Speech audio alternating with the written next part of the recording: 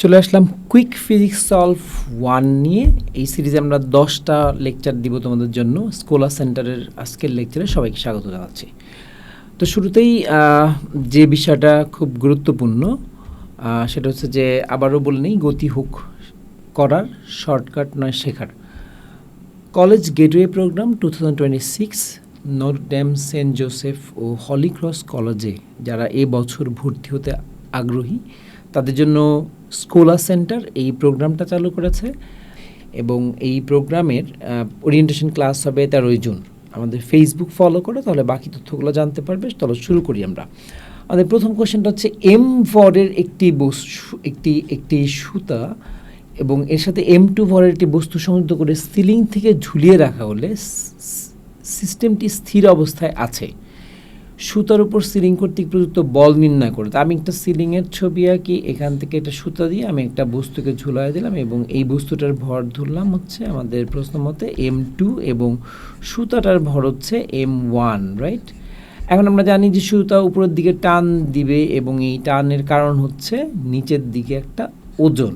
হ্যাঁ, এই যে ওজন, মোট ওজন আসলে কত হবে? খুব সূক্ষ্মভাবে পরিমাপ করলে মোট ওজন হচ্ছে আমাদের এই সুতার ভর এবং আমাদের এই বস্তুর ভর বা ববটির ভর এবং তাকে আমরা জি দিয়ে গুণ করব। যেহেতু সিস্টেমটি স্থির অবস্থায় ছিল, তার মানে এই যে টান বল, মানে যেটা হচ্ছে সিলিং কর্তৃক প্রযুক্ত বল টি, এই টি হচ্ছে ডাব্লিউ এর সমান। তার মানে আসলে আমাদের ফলাফলটা কি দাঁড়াচ্ছে?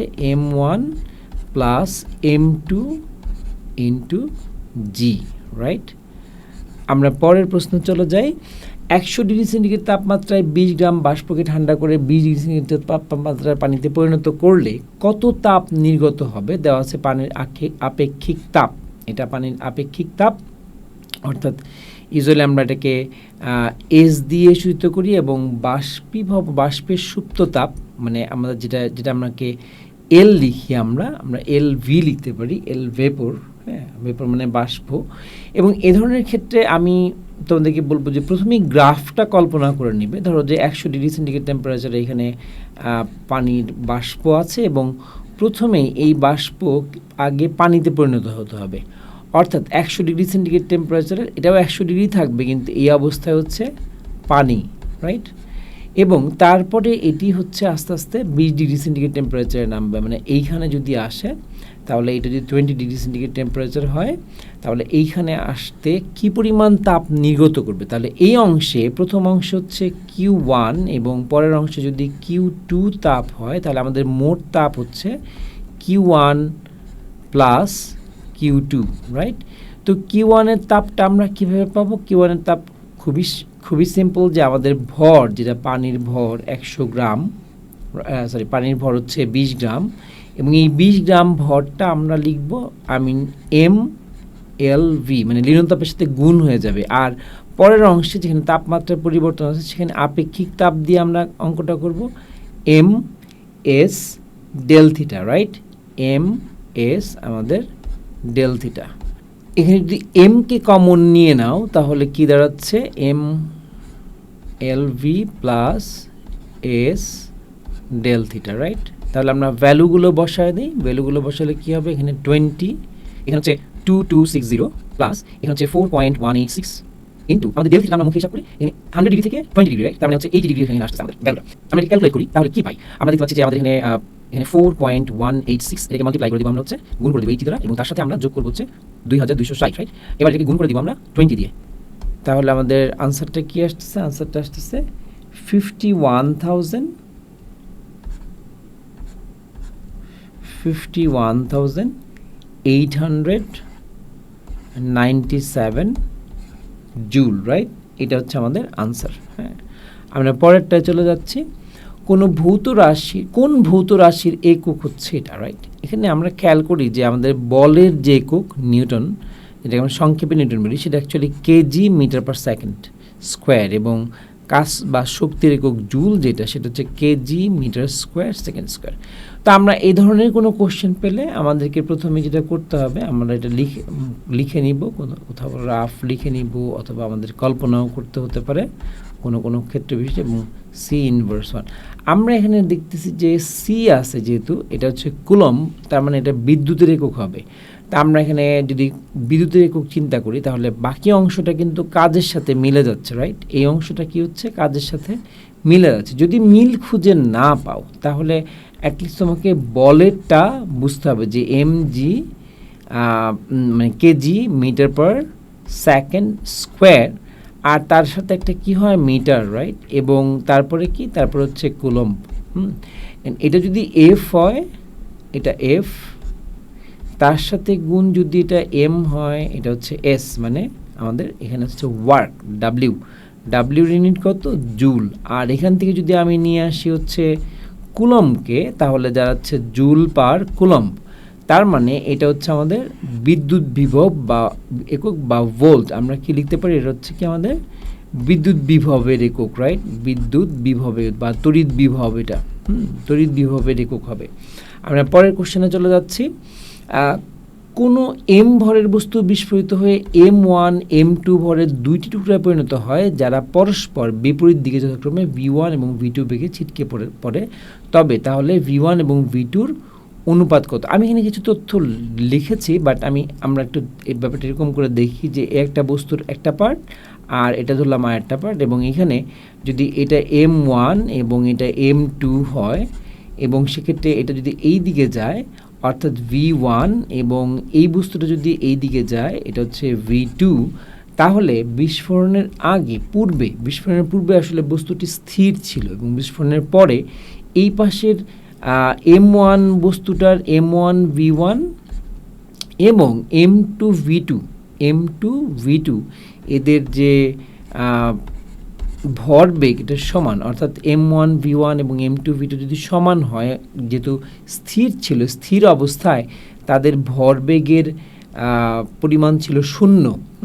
তার মানে আমরা এটা লিখতে পারি, কেন লিখতে পারি, বিকজ আমরা যেখানে চিন্তা করি ব্যাপারটা এমন যে m1 v1 minus m2 v2, এটা অ্যাকচুয়ালি 0 হবে, যেহেতু বিস্ফোরণের পূর্বে ভরবেগ 0 ছিল। এখন এই অবস্থায় আমি যদি v1 এবং v2 করি, তাহলে আমরা দেখতে পাচ্ছি হচ্ছে m2 ডিভাইডেড বাই m1। তার মানে এই কথাটা যে বেগের অনুপাত ভরের বিপরীত অনুপাত, রাইট? এই দুটো সমান পরস্পর। এরপরে যাই m1 m এবং 2m ভরের দুটি গাড়ি ঘর্ষণহীন u ও 3u গতিবেগে একই দিকে চলার সময় সংঘর্ষে লিপ্ত হলো। যদি সংঘর্ষে গতিশক্তি সংরক্ষিত থাকে, তবে সংঘর্ষের পর গাড়ি দুটির গতির দিক কেমন হবে? এটা খেয়াল করো যে আমরা গাড়ি দুটো এঁকে নিয়ে আগে একটা গাড়ি আমরা আঁকলাম, একটা গাড়ি, এবং এটার ভর ধরলাম হচ্ছে 2m। আমি কেন ধরছি বলছি একটু পরেই। এবং এই একটা গাড়ি আমি আঁকলাম, যদি এটার ভর হয় m, এবং এই গাড়ি দুটো একই দিকে গতিশীল হয়, মানে এর গতিবেগ হচ্ছে u, এরও গতিবেগ হচ্ছে কত, u, রাইট? হ্যাঁ, তাহলে আমরা এর গতিবেগ হচ্ছে 3u, তাহলে আমরা দেখতে পাচ্ছি যে 2m ভরের যে বস্তুটা, সেটা হচ্ছে আসলে 3u গতিসম্পন্ন, মানে এটা বেশি গতিসম্পন্ন। তার মানে এটা পেছন থেকে এসে সামনের দিকে এই গাড়িটাকে ধাক্কা দিবে। তো এর ভরবেগ কিন্তু 3u ইন্টু 3m, অর্থাৎ এর ভরবেগ কিন্তু 6mu, রাইট?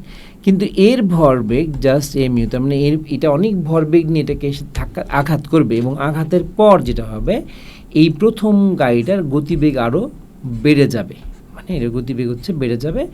দ্বিতীয় গাড়িটার গতিবেগ, মানে পেছনের গাড়িটার গতিবেগ, এই গতিবেগটা কমে গেলেও একই দিকে থাকবে। এটা হচ্ছে আমাদের ইনটিউশন থেকে আমরা বলতে পারি, এই কথাটা ইনটিউশন থেকে আমরা এটা হিসাব করতে পারি। পরের কোশ্চেন দেখি, 10 কিলোওয়াট ক্ষমতার কোনো মোটর 10 সেকেন্ডে 50 মিটার উচ্চতায় 100 কেজি পানি তুলতে পারে। শক্তির অপচয় কত? ভেরি সিম্পলি, শক্তির অপচয় চিন্তা করতে গেলে আমাদের এনার্জি ইনপুট এবং এনার্জি আউটপুট, এই দুটো হচ্ছে বিয়োগ করে দিতে হবে। এখন ইনপুট হিসাব করব আমরা হচ্ছে এটা হচ্ছে আমাদের ইনপুট, 10 সেকেন্ড ধরে কাজ করছে, রাইট? এখান থেকে আমাদের ইনপুট আসবে, অর্থাৎ ইনপুট এনার্জিটা হচ্ছে P multiplied by T, P গুণন টি।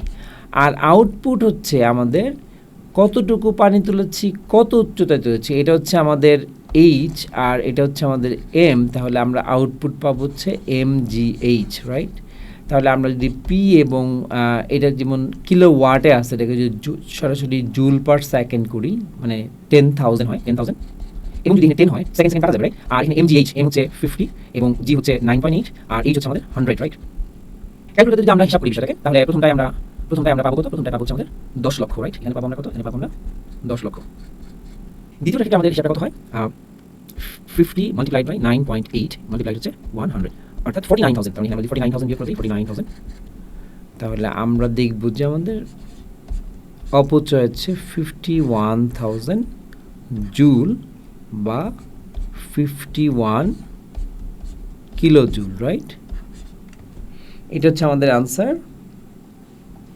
আমরা পরেরটায় যদি যাই, পরের কোশ্চেনে যদি যাই আমরা, তাহলে আমরা দেখতে পাচ্ছি যে 280 গ্রাম ভরের একটি ফাঁপা সিলিন্ডার সম্পূর্ণভাবে তরলে নিমজ্জিত করলে 30 সেন্টিমিটার কিউব তরল অপসারিত হয়।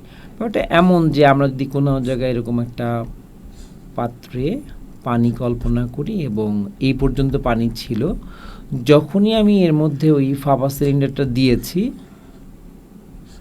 তখন এই পানিটা বেড়ে গেছে, মানে এইটুকু হচ্ছে অপসারিত হয়েছে এবং এই পানিটুকুর পরিমাণ কত হচ্ছে আমাদের 30 সেন্টিমিটার কিউব, অর্থাৎ যেটা হচ্ছে আমাদের এই সিলিন্ডারের আয়তন, ফাঁপা সিলিন্ডারের আয়তন, রাইট? এখন আমরা যেটা করব, ফাঁপা সিলিন্ডারের যে উপাদান, সেই উপাদানের মূল উপাদানের আয়তনটা বের করব, রাইট? সেই আয়তনটা বের করতে হলে আমরা জানি যে আয়তন হচ্ছে, আয়তন কিভাবে বের করি আমরা? ভর ডিভাইডেড বাই ঘনত্ব, রাইট? আমি যদি এটা দিয়ে এই ফর্মুলাটা অ্যাপ্লাই করি এখানে, 282.5 ডিভাইডেড বাই, আমরা যদি দেখি যে আমাদের সিলিন্ডার উপাদানের ঘনত্ব ছিল 30, তাহলে এই মানটা আসবে কত? মানটা আসবে 9.417, রাইট? এবং সিলিন্ডারের যে ফাঁপা অংশের আয়তন, আমরা জানি যে সিলিন্ডারের ফাঁপা অংশের আয়তন কী হবে? সিলিন্ডারের মোট আয়তন ছিল এটা, তার থেকে আমরা এটা বাদ দিয়ে দিব। এটা বাদ দিয়ে দিলে আমরা ফাঁপা অংশের আয়তন পাবো। যদি মোট থাকে 30 থেকে যদি আমরা 9.417টা বিয়োগ করে দিই, তাহলে আমরা মোটামুটি হচ্ছে 20.583 সেন্টিমিটার কিউব পাবো। এটা হচ্ছে আমাদের ফাঁপা অংশের আয়তন। এই ছিল আজকে 7টি প্রশ্ন নিয়ে আমরা কথা বললাম বিগত বছরের, এবং এই প্রশ্নগুলো বিভিন্ন কলেজে, নটর ডেম, হলি ক্রস এবং সেন্ট জোসেফ কলেজে বিগত কয়েক বছর এসেছে। তোমরা এই প্রশ্নগুলোর সমাধানের যে সংক্ষিপ্ত প্রক্রিয়া, সেই সংক্ষিপ্ত প্রক্রিয়াগুলো দেখবে এবং আরও প্রশ্ন চর্চা করবে, তাহলে তোমাদের পরীক্ষায় অবশ্যই ভালো সফলতা আসবে।